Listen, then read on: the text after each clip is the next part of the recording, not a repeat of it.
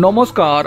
এমনিতেই রাজ্য তৃণমূল কংগ্রেস সরকারের সময়কালে সিভিক পুলিশের নিয়োগ সংক্রান্ত বিষয়, তাদেরকে বিদ্যালয় হাসপাতালে মোতায়েন করা নিয়ে মহামান্য আদালতের কাছে বারংবারই ধাক্কা খেয়েছে রাজ্য তৃণমূল কংগ্রেস সরকার।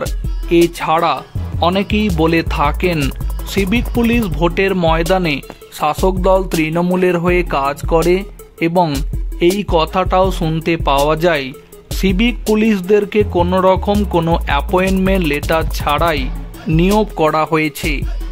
এত কিছু বিষয় নিয়ে যখন সিভিক ভলেন্টিয়ারের ওপর অভিযোগ আছে, এবার সেই সিভিক ভলেন্টিয়ারদের হয়ে সাফাই দিতে দেখা গেল ক্যানিং পূর্বের তৃণমূল বিধায়ক শওকত মোল্লাকে।